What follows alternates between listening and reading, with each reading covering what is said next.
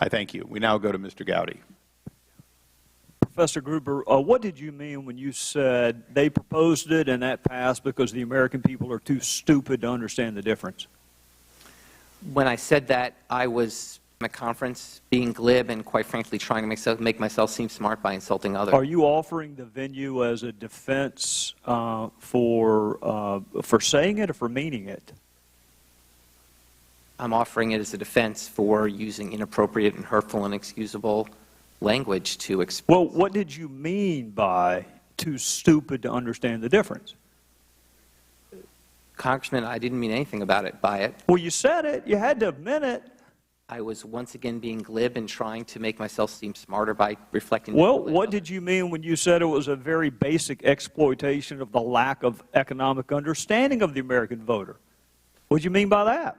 Once again, it's another example of my inexcusable arrogance in trying to insult others to make myself seem smarter. Well, what did you mean when you said the American people don't care about the uninsured? Once again, that was an overstatement of trying to conjecture on political topics in which I'm not an expert. Well, you know what, Professor Gruber, I have listened to you all morning talk about your lack of political acumen and that you're not a politician, so therefore you don't know not to call people stupid. Most of the people watching this morning aren't politicians, and they don't call people stupid.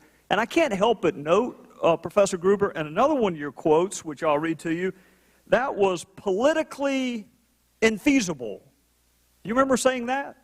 Yes. So you do like to factor in the politics from time to time, don't you? And also happen to note, Professor Gruber, that usually you insult the American voter, not the American public.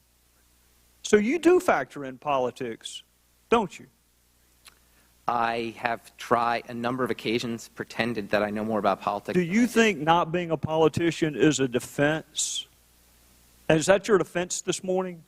I mean, I know initially you said that you offered these comments at a conference. I think you meant conferences, plural, but you said conference when you went on a very obscure television show and initially apologized for what you said were inappropriate comments. And now today your defense is that you're not a politician.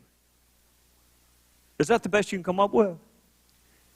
The best I come up with is to really just apologize for an inexcusable. Well, but I want to know, I mean, the pervasiveness of your quotes is so much that it has to be more than that. It has to be more than just an episodic mistake that you made. Well, here, let me keep going. See if this helps you any.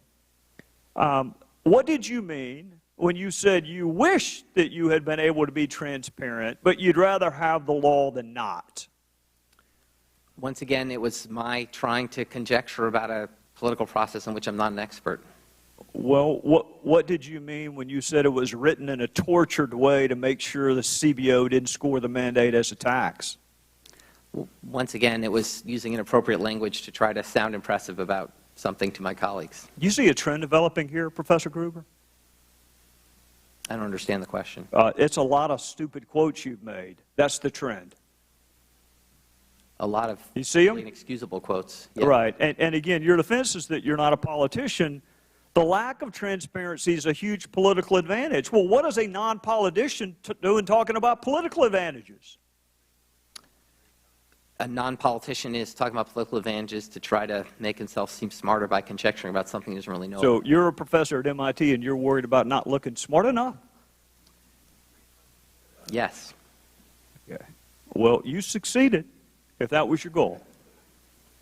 Now, I want to ask you, are you sorry, when did you realize that these comments were inappropriate?